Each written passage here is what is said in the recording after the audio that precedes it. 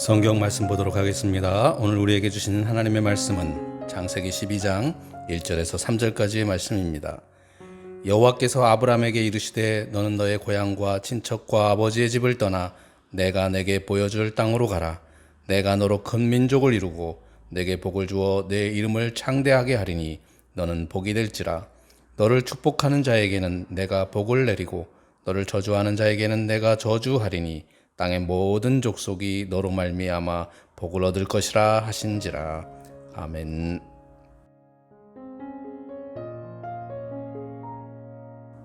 할렐루야. 주님의 은혜와 평강이 저와 여러분의 삶 가운데 늘 충만하시기를 주님의 이름으로 축원합니다. 우리는 살면서 고난을 받지 않고 살 수는 없습니다. 다들 고난을 싫어합니다. 그러나 고난이 무조건 나쁜 것만은 아닙니다. 오히려 고난이 자기를 더 나은 삶으로 이끌어 줄 수도 있고, 오히려 고난을 잘 감내하면서 이겨내면 고진감래라는 그런 말처럼 오히려 큰 기쁨이 되어 돌아올 수도 있습니다. 아기를 임신한 산모가 해산의 고통이 없으면 사랑스러운 아이를 얻을 수 없습니다. 밤잠을 설쳐가면서 때로는 코피를 쏟아가면서 공부하는 그런 수고와 고통이 없으면 합격이라는 기쁨을 얻을 수 없죠. 고난이나 고통이나 무조건 나쁜 것만이 아니라 그 고난을 기쁨으로 감내할 때 더 큰 축복이 임할 줄로 믿습니다. 그럼에도 불구하고 많은 사람들이 고난이나 고통의 삶을 사는 것을 싫어하는 것처럼 대부분의 사람들은 다른 사람들로부터 이런 간섭받는 것도 싫어합니다. 아이들은 부모들이 사사건건 간섭한다며 싫어하고, 부모들도 자녀들이 성장해서 자신들의 삶에 간섭하는 것을 싫어합니다. 직장에서도 상사가 이것저것 간섭하는 것을 싫어하고, 교회에서도 일 잘하고 있는데 이렇게 해라 저렇게 해라 하면서 간섭하면 어떻습니까? 짜증이 나죠.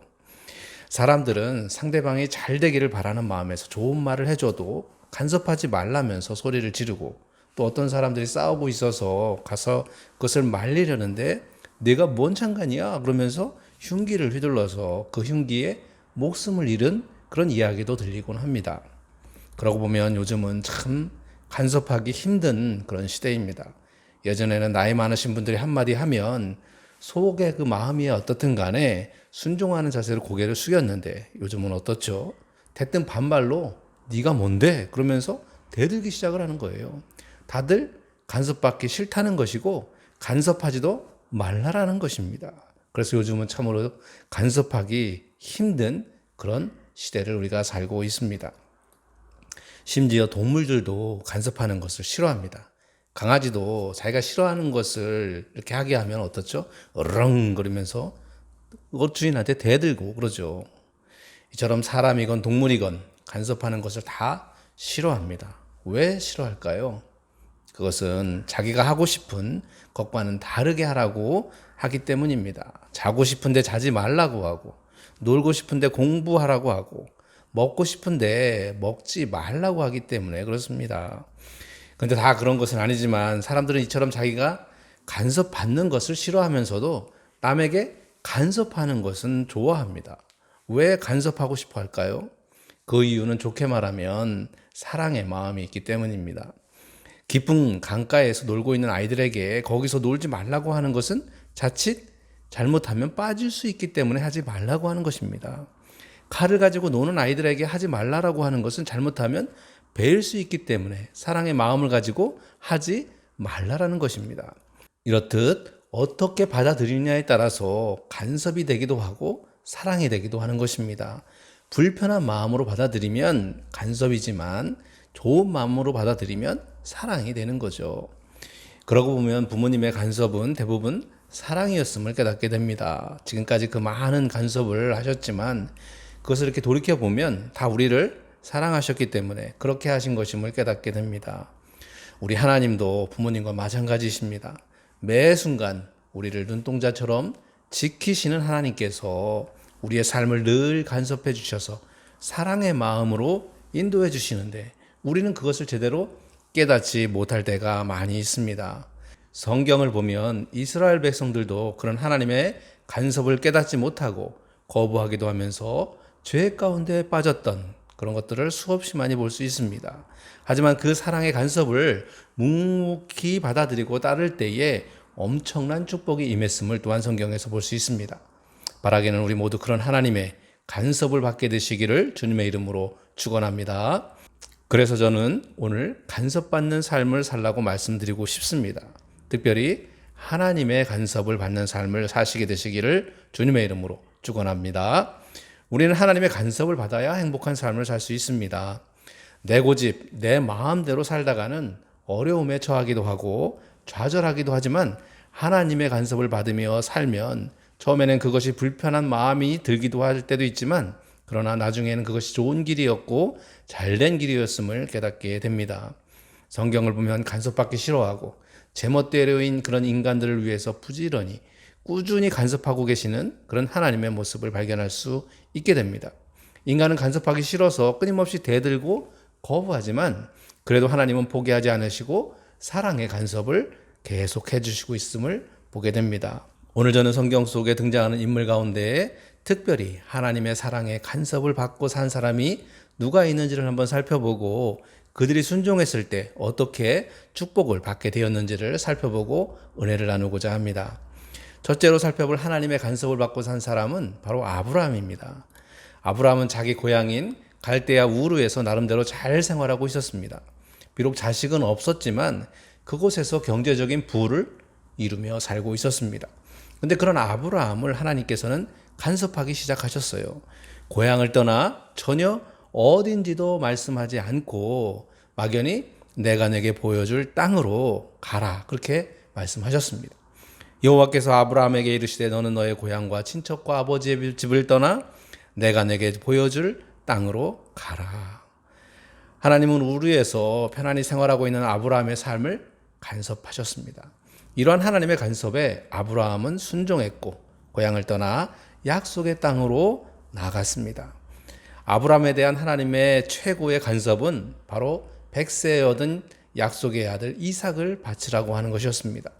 여호와께서 이르시되 내 아들 내 사랑하는 독자 이삭을 데리고 모리아 땅으로 가서 내가 내게 일러준 한 산 거기서 그를 번제로 드리라. 이러한 하나님의 엄청난 간섭에도 아브라함은 믿음으로 순종했고 그 결과 아브라함은 하나님의 약속대로 큰 민족을 이루고 복의 근원이 되었습니다. 또한 믿음의 조상이라고 하는 칭호를 얻게 되었습니다. 이것이 바로 하나님의 간섭의 대가였습니다. 둘째로 살펴볼 하나님의 간섭을 받은 사람은 바로 요셉이었습니다. 야곱은 그가 사랑하는 부인이었던 라헬에게서 얻은 아들 이 요셉을 특별히 사랑했습니다. 요셉은 지혜로운 사람으로 그런 아버지로부터 극진한 사랑을 받으면서 그의 아버지의 장막에서 풍요롭게 살고 있었습니다. 그런데 하나님은 그런 요셉에게 삶을 간섭하시기 시작했고 어린 나이에 남의 나라의 노예로 팔려가게 하셨습니다.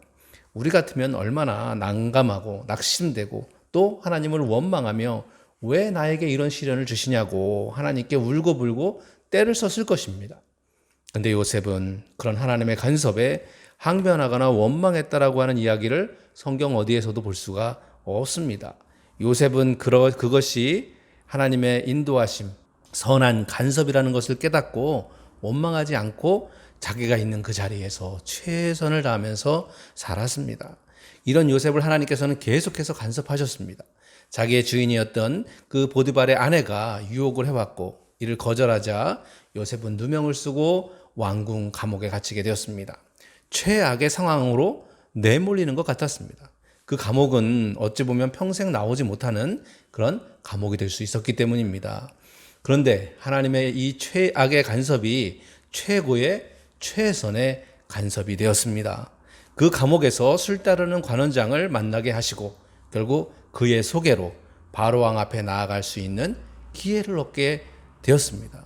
요셉은 바로의 꿈을 해몽하게 되었고 그 일을 통해서 애굽의 총리가 되는 축복을 받게 되었습니다.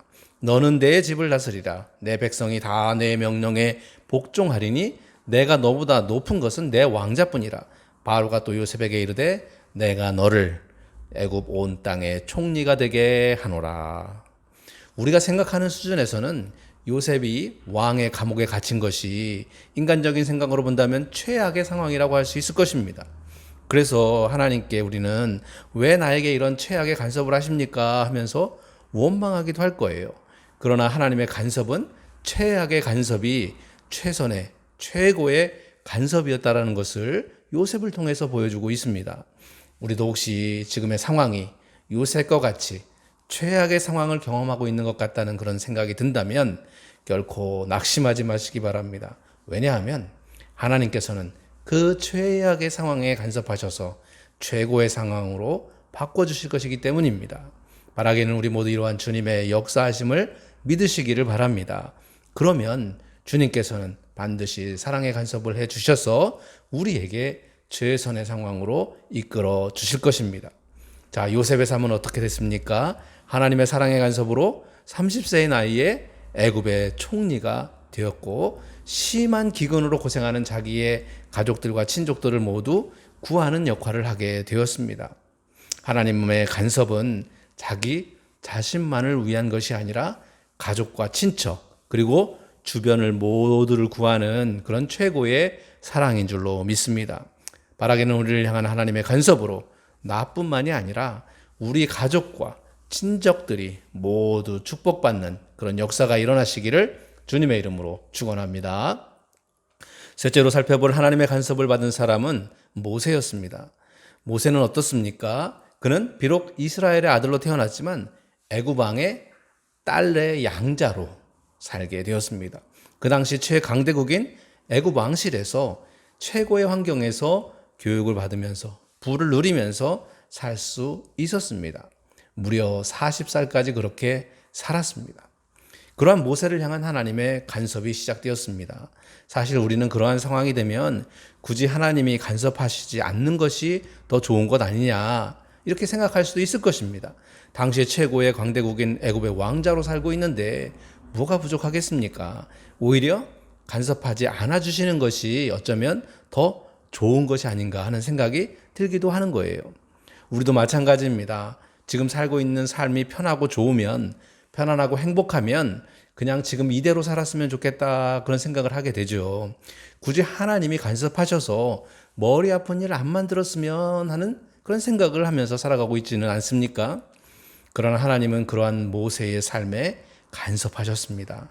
40년간의 왕자의 삶을 버리게 하시고 광야에서 양과 염소를 치는 목동의 삶을 40년간 살게 하셨습니다.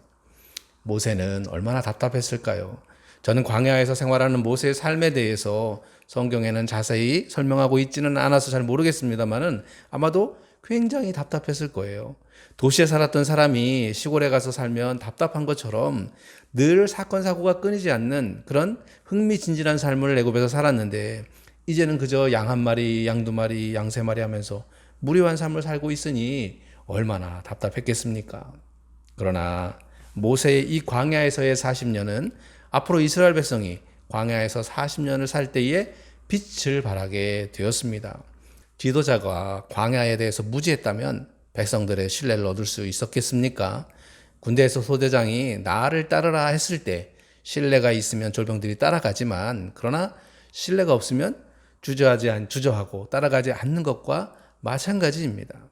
하나님의 간섭은 모세를 광야에서 40년을 살게 하셨습니다. 그리고 이제 그 생활에 젖어서 편안하게 살고 있는 그런 모세에게 다시 하나님은 간섭하셨습니다. 그 간섭의 결과로 어떻게 되었습니까? 모세는 자기 민족 전부를 이끌고 힘든 노예 생활에서 자유한 백성들로 구원시키는 일에 하나님의 귀한 도구로 쓰임을 받게 되었습니다. 이스라엘 백성들이 가장 존경하는 인물 모세로 그들의 가슴 속에 영원히 기억에 남는 인물이 되도록 하셨습니다. 이것이 바로 하나님의 간섭의 결과입니다. 하나님께서 간섭하시면 애굽 왕자의 신분보다도 더 귀한 신분이 돼서 역사에 귀하게 이름을 남기게 해 주시는 것입니다. 바라기는 하나님의 역사하심으로 우리의 자녀들이, 우리의 후손들이 역사에 귀하게 이름을 남기는 축복이 임하시기를 주님의 이름으로 축원합니다. 넷째로 살펴볼 하나님의 간섭을 받은 사람은 바로 사도 바울이었습니다. 나는 유대인으로 길리기아 다소에서 났고 이 성에서 자라 가말리엘 문화에서 우리 조상들의 율법의 엄한 교훈을 받았고 오늘 너희의 모든 사람처럼 하나님께 대하여 열심히 있는 자라. 신약에 등장하는 이 바울을 보면 그는 당시의 최고의 명문 학풍인 가말리엘 문화에서 인정을 받는 사람이었고 정통혈통 즉 베냐민 지파의 가문이었습니다. 그래서 그는 별 어려움 없이 이스라엘 내에서 인정을 받으며 사회 지도층으로 살 수 있었습니다. 비록 그는 유대인으로 로마의 통치 아래에 있었다고는 해도 그는 로마의 시민권을 가지고 있었기 때문에 그 당시에 평안한 삶을 누리는 그런 삶을 살고 있었습니다. 그런데 그러한 그에게 하나님은 간섭하셨습니다. 예수 믿는 사람들을 잡아서 죽이려고 담메색으로 내려가는 도중에 주님은 그의 삶을 간섭하셨습니다. 그가 주님을 만나서 주님의 간섭을 받게 되면서 그의 삶은 한마디로 오직에 고생을 하는 삶을 살게 되었습니다. 가는 곳곳마다 복음을 전하는 바울을 배척하고 죽이려고 했습니다. 매를 맞기도 했고 또 감옥에 갇히기도 했습니다. 그 잘 나가던 사람이 하나님의 간섭을 받기 시작하자 고생을 바가지로 하게 되었습니다. 그러나 하나님의 간섭은 바울을 기독교 2000년 역사상 제일 위대한 전도자로 세우셨습니다. 기독교의 복음을 온 땅에 퍼질 수 있게끔 한 귀한 사도가 되었습니다. 오늘 우리에게 이러한 귀한 복음이 들어올 수 있었던 것도 어떻게 보면 다 하나님께서 바울의 삶을 간섭하셨기 때문입니다. 바로 이것이 하나님의 간섭의 결과인 것입니다. 이 이외에도 성경을 보면 엄청나게 많은 인물들이 하나님의 간섭을 받았고 그 간섭을 받은 많은 사람들이 하나님의 귀한 축복을 받았습니다. 하나님의 간섭의 결과는 엄청난 축복이었습니다. 그 축복은 부자가 되는, 잘 살게 되는 것만이 아니라 바울을 보면 마지막에 로마의 순교를 당했지만 그것은 하나님 나라로 가는 복된 길이었고 영원한 하나님 나라를 상급으로 얻는 그런 엄청난 축복이었던 것입니다. 우리도 이런 축복을 누리시게 되시기를 주님의 이름으로 축원합니다. 다섯째로 살펴볼 하나님의 간섭을 받은 사람은 바로 다윗이었습니다. 다윗은 어떠했습니까? 그도 하나님의 축복 속에 하나님의 간섭을 받으며 살았습니다. 그러나 정욕에 쏠려서 그만 우리아의 아내를 범하는 그런 실수를 저지르고 말았습니다. 또한 자기의 마음대로 인구조사를 했습니다. 지금까지는 하나님께서 전쟁의 주인이 되어 주셔서 싸워 주셔서 이길 수 있었는데 다윗은 이제는 인구조사를 통해서 전쟁에 동원할 사람이 얼마나 되는지를, 즉 이는 하나님이 아닌 자기의 힘대로 싸워보겠다는 그런 속셈을 가지고 인구조사를 했던 것입니다. 이러한 실수로 다윗의 삶은 어떠했습니까? 그의 삶은 평탄치가 않았습니다. 그리고 귀한 하나님의 성전도 지을 수 없었습니다. 그리고 자기의 아들인 압살롬에 의해서 다윗성을 버리고 도망다니는 삶도 살기도 했습니다. 이렇듯 하나님의 간섭을 제대로 발견하지 못하거나 아니면 하나님의 간섭을 사사로이 여겨서 자신의 정욕대로, 자신의 고집대로 살았을 때 그 결과는 비록 하나님께 쓰임을 받았다 할지라도 결말은 불행할 수 있다는 것을 우리는 성경 곳곳에서 발견할 수 있습니다. 한 가지 더 예를 들어보겠습니다. 여섯 번째로 살펴볼 하나님의 간섭을 받은 사람은 바로 삼손이었습니다. 삼손은 나시린으로 하나님의 일을 위해서 선택받은 사사였습니다. 나시린은 우리가 알다시피 세 가지를 지켜야 했습니다. 우선 취하게 하는 음료를 절대로 마실 수가 없습니다. 둘째로는 머리카락을 잘라서는 안 됩니다. 셋째로 시체를 만져서도 안 됩니다. 그러나 삼손은 나시린으로서의 사명을 망각한 채 술을 가까이 하고 시체를 만지고 그리고 여인의 꼬임에 넘어가 머리카락이 잘리면서 그는 능력을 잃어버리게 되었습니다. 삼손의 힘의 원천이 어디에 있습니까? 머리카락에 있습니까? 하나님과의 약속에 있습니까? 바로 하나님과의 약속에 있는 것이었습니다. 흔히 머리카락이 잘려서 힘이 없어졌다고 알고 있는데 그러나 그렇지가 않습니다. 머리카락에는 아무런 능력이 없습니다. 삼손에게 힘이 없어진 것은 하나님과의 약속, 즉 머리카락을 절대 자르지 않겠다고 하는 하나님과의 약속에 능력이 있는 것인데 그 약속을 지키지 않았기 때문에 하나님의 영이 떠났기 때문에 힘과 능력이 없어진 것입니다. 삼손은 하나님과의 약속을 저버리고 하나님의 간섭을 무시하고 자기 마음대로 살다가 결국은 불행한 죽음을 당하고 만 것입니다. 사랑하는 성도 여러분, 하나님의 간섭을 받되 순종하는 삶을 사시기를 주님의 이름으로 축원합니다. 하나님의 간섭을 거부하지 마시고 순종하시기를 바랍니다. 하나님은 귀한 축복을 주시려고 여러분의 삶을 간섭하기를 원하시는데 우리는 지금 이대로가 좋사오니 하면서 하나님의 간섭을 거부하고 있지는 않습니까?